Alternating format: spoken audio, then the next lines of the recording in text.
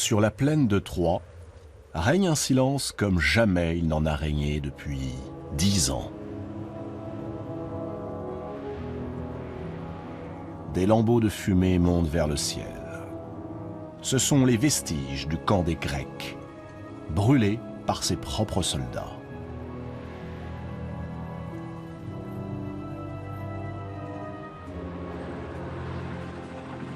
La flotte d'Agamemnon, la plus grande flotte jamais assemblée, a disparu.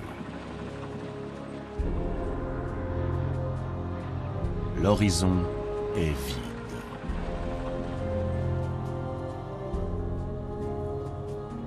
Sur le rivage, seul demeure cet étrange monument de bois.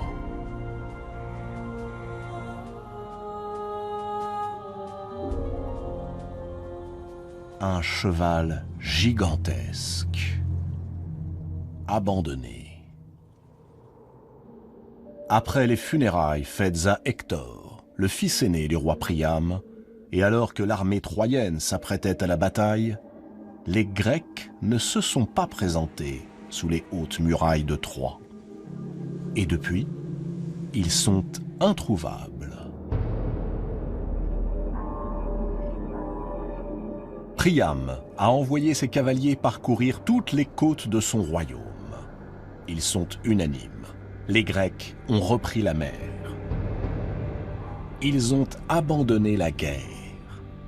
Et là où trônaient les nefs des rois, un cheval de bois d'une taille inouïe, harnaché d'or et de bronze, trône sur la plage.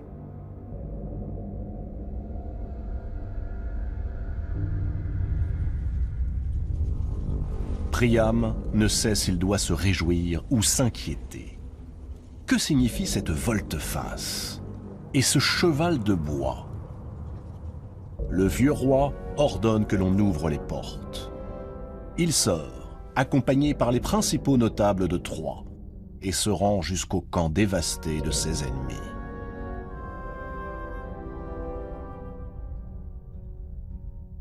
Il reconnaît l'emplacement de la tente d'Achille.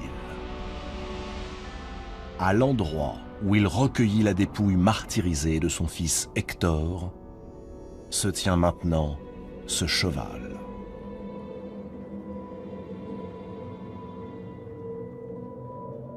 Tous l'observent, fascinés.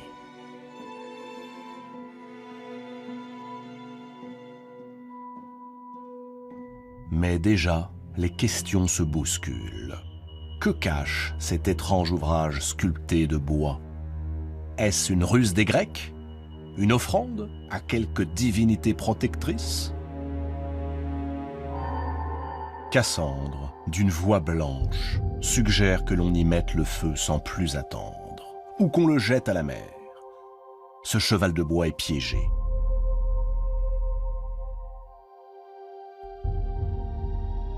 Énée proteste. Hécube prend le parti de sa fille. Paris admire l'énormité de ce cheval et voit en lui un présent fait au vainqueur, le peuple de Troie. Mais Cassandre insiste. De tout ce qui vient des Grecs, et surtout de leurs cadeaux, il faut se méfier. Hélène, la belle Hélène, s'approche du cheval. Elle se met à tourner lentement autour de lui.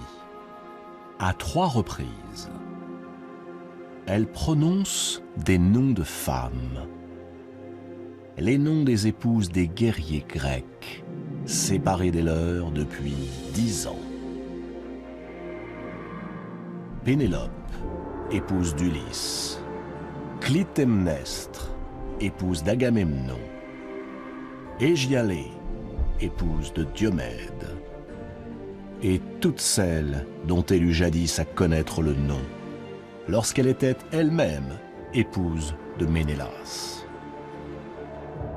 Elle espère que l'un d'entre eux, s'il lui a pris l'idée perfide de s'enfermer dans la carapace de bois, sera trahi par l'émotion en entendant ce nom. Mais seul le silence répond à la litanie d'Hélène.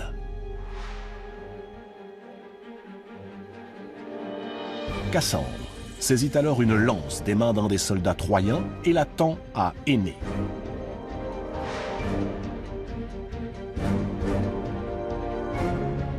De toutes ses forces, il la précipite sur le cheval de bois. À l'intérieur du cheval, les guerriers grecs s'accrochent aux poutres, impassibles. Ménélas et Achille fixent Ulysse aux ruses nombreuses. C'est lui qui a eu l'idée de cette construction monumentale. Lui qui a imaginé y cacher des dizaines de soldats grecs pour s'introduire subrepticement dans la cité troyenne. Un stratagème ingénieux, mais terriblement risqué. La peur d'être découvert déforme soudain leur visage. Mais un bruit venu de la rive éloigne cette crainte.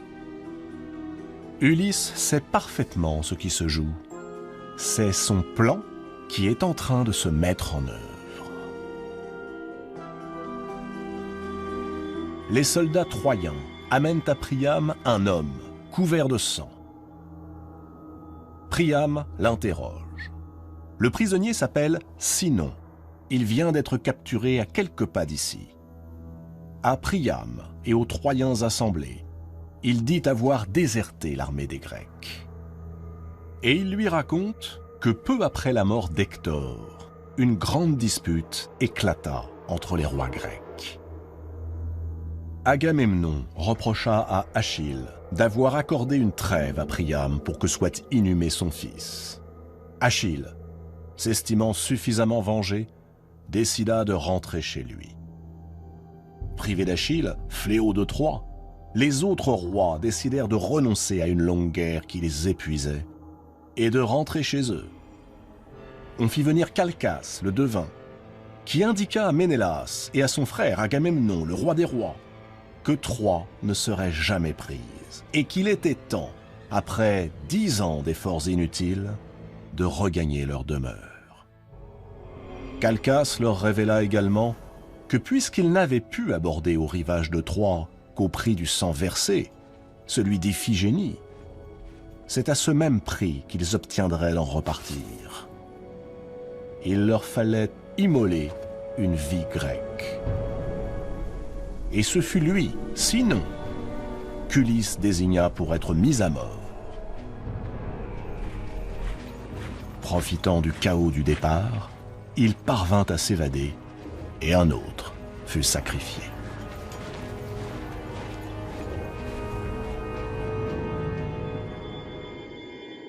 Priam écoute, attentif. Soit. Et ce cheval, Sinon, tremblant, poursuit son récit. Les vents refusèrent de se lever. Alors, Ulysse, protégé de la déesse Athéna, vit en songe qu'il fallait offrir aux dieux un présent digne de leur grandeur. Un cheval magnifique et aussi haut que la plus haute muraille de Troie. D'ailleurs, précise Sinon, si les Grecs l'ont fabriqué ainsi, l'élevant jusqu'au ciel, c'est pour empêcher les Troyens de le faire entrer dans leur cité, car l'oracle est formel.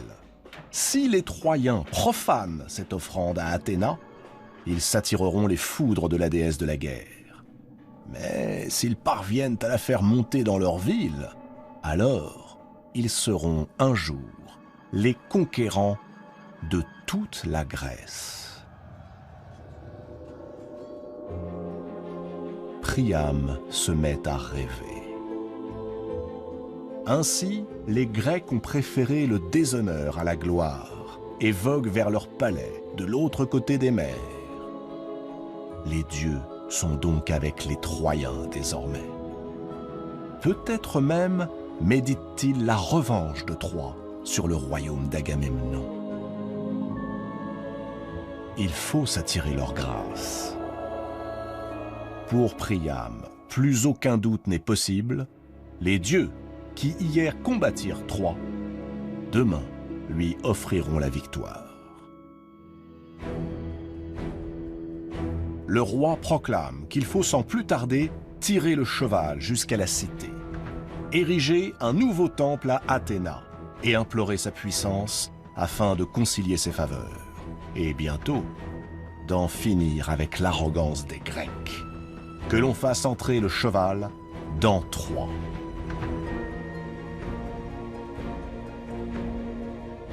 Les Troyens se mettent à l'œuvre. Ils glissent sous les sabots du cheval des roues et des poutres, tendent à son col des cordes d'étoupe. Pour que la machine fatale puisse franchir les murs, on doit les abattre par endroits. Mais nul danger ne guette les Troyens, puisque les Grecs ont repris la mer. À 4 reprises, le cheval achoppe sur le chemin qui le mène à Troie, et 4 fois, un bruit d'armes retentit dans ses flancs. Tout à leur joie, sous les chants et les hurrahs, les Troyens n'y prêtent aucune attention.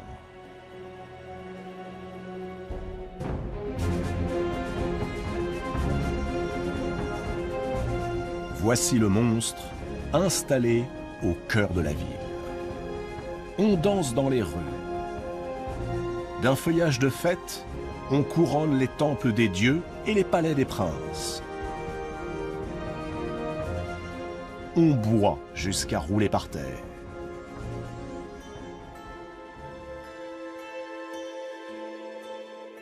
La nuit enveloppe de sa grande ombre la plaine de Troie.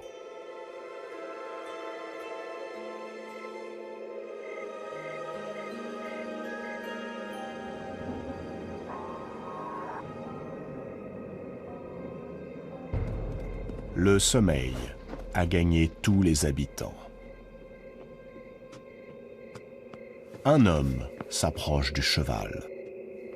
C'est Sinon, le déserteur qu'Ulysse prétendait mettre à mort et que Priam, en son grand cœur, a accueilli parmi les siens.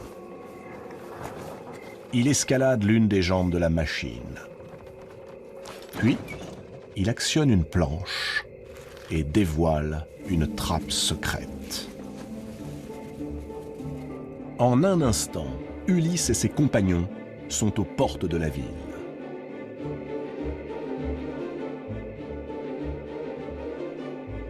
Ils agitent des torches depuis les remparts.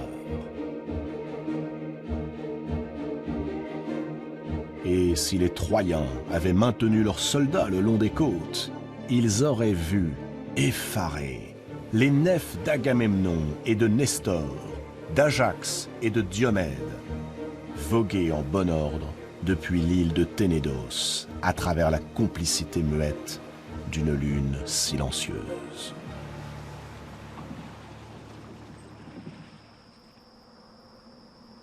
De toute sa hauteur, le cheval s'élève au centre des remparts. Il vomit des hommes en armes, tandis qu'aux portes abattues s'en présentent des milliers d'autres, autant qu'il n'en est jamais venu de la lointaine Grèce. Comme un torrent que rien ne contrôle plus, comme un incendie poussé par des vents furieux, l'armée grecque se précipite dans les rues de l'imprenable cité. Troie, ensevelie dans le sommeil et dans le vin, n'a rien vu venir. Les premiers cris sont terribles. Ce sont ceux des femmes et des enfants que l'on égorge, des hommes que l'on passe au fil de l'épée, des vierges que l'on viole, des prêtres que l'on immole.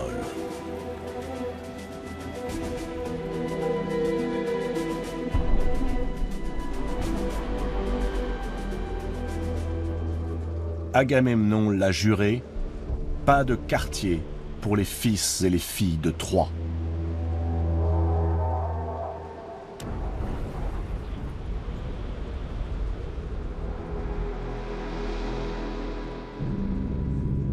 Dans son palais, le vieux roi Priam revêt une armure dont, depuis longtemps, il n'a plus l'habitude. Il boucle à sa ceinture une épée inutile et affronte la meute qui envahit ses appartements. En vain. On le désarme, on le saisit par les cheveux, On le traîne dans la cour, puis on lui tranche la gorge au pied même de l'autel de Zeus. Le massacre continue. Impitoyable.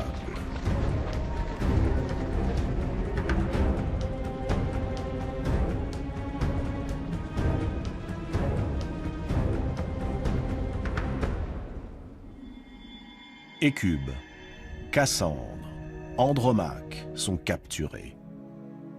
Elles deviendront les esclaves du désir des vainqueurs.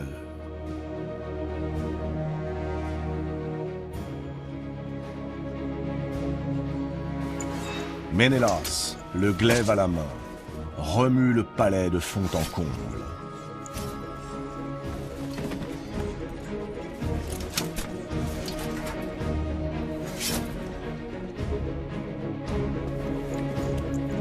Il entre dans la chambre d'Hélène. Elle est seule. Elle reste muette.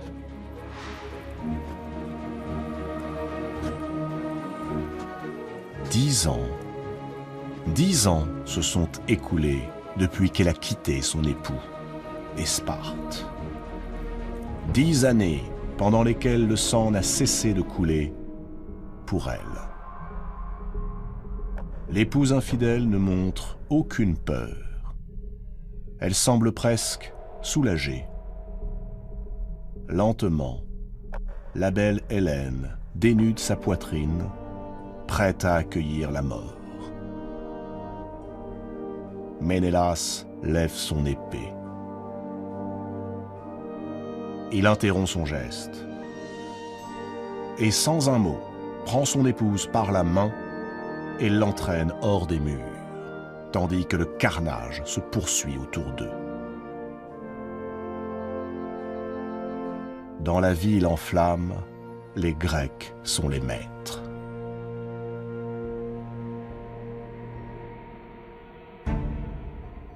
C'est alors qu'Achille, broyeur de guerriers, couvert du sang de ses victimes, pénètre à son tour dans l'enceinte du palais de Priam.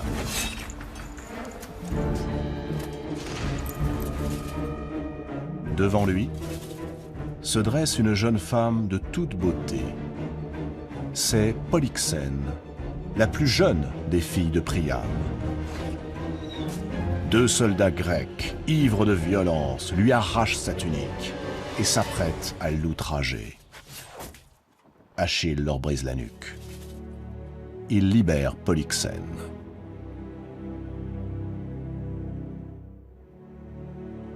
Il la contemple dans toute son éblouissante beauté. Lui revient alors ce rêve qu'il faisait si souvent. Lui, Achille, au bras d'une femme à la beauté semblable à celle de Polyxène, au milieu d'enfants, heureux, chez lui. Et si, au fond, il était fait pour vivre pareille vie? Avec cette femme qui le fixe avec admiration, peut-être avec désir.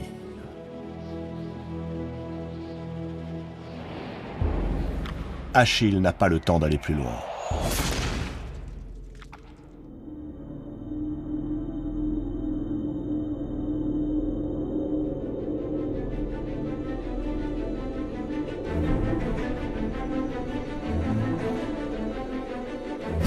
Caché derrière un rempart, Paris, à l'arc recourbé, enrage.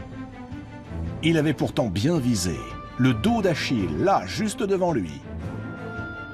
Mais la flèche, au dernier moment, a mystérieusement dévié sa trajectoire. Elle est allée se planter dans le talon d'Achille. Ce que Paris n'a pas vu, ce que nul mortel n'a pu voir, c'est que le dieu Apollon, témoin du massacre qui ensanglante sa ville, a dévié le trait.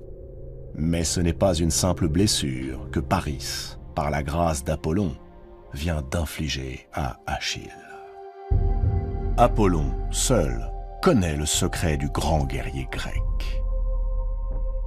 Lui seul semble savoir que dans son désir de rendre son fils invincible, sa mère, Thétis, le plongea enfant dans l'eau du Styx, le fleuve des enfers. L'eau du Styx a le pouvoir de rendre invulnérable. Mais seul le talon par lequel Thétis tenait l'enfant ne fut pas baigné par l'eau aux vertus prodigieuses.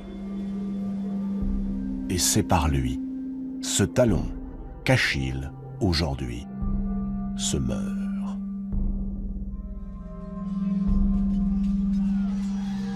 À travers le vacarme qui monte de la ville, les derniers mots qui résonnent en son âme sont ceux de sa mère. Si tu pars pour Troie, ton nom et tes exploits seront célébrés jusqu'à la fin des temps, mais tu mourras dans la fleur de l'âge. Si tu restes chez toi, près des tiens, ta vie sera longue et belle, mais c'en est fini du renom et de la gloire qui traversent les siècles. Un étrange sourire se dessine sur les lèvres d'Achille, et la nuit ténébreuse recouvre ses prunelles.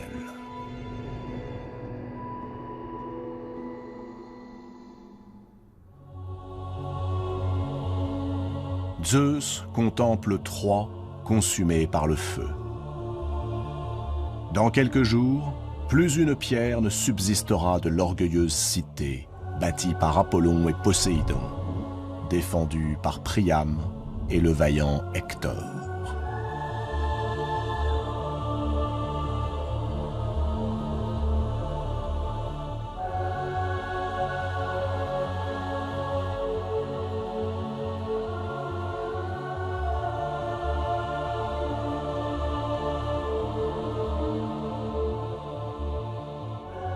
Le cadavre de Paris, criblé de flèches, gît non loin de celui d'Achille.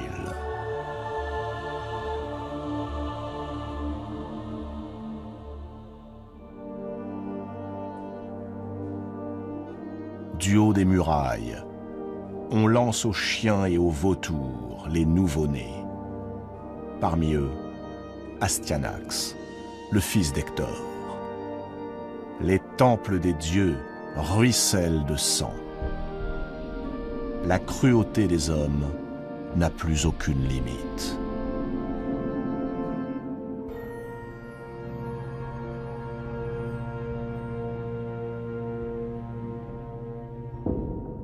Zeus médite en silence, et jamais il n'a été si inquiet. Dieux et déesses se déchirent. Sur l'Olympe, comme sur la terre, la haine a remplacé la concorde. Les hommes ne respectent plus ni les dieux, ni la piété.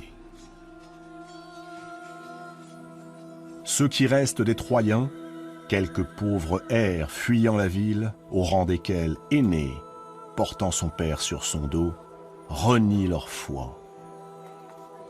Et les vainqueurs, malgré la mort d'Achille et de tant des leurs, se croient désormais si glorieux qu'ils se prennent pour de nouveaux dieux. Zeus regarde le monde qui sort de cette guerre, et il comprend que les hommes ont voué les dieux à la solitude et à la mort.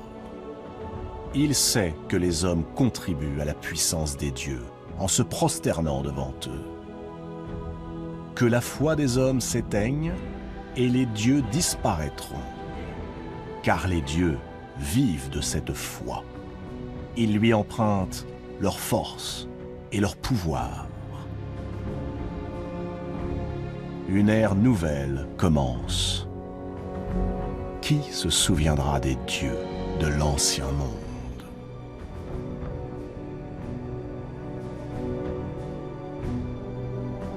Ulysse rentre chez lui, à Ithaque. Dans ses yeux, pourtant, aucune lueur de triomphe. Dans son cœur, pas le moindre sentiment de victoire. Juste une interrogation muette. 10 ans de guerre, 10 ans de meurtre, 10 ans pour ça. qui se souviendra de la guerre de Troie?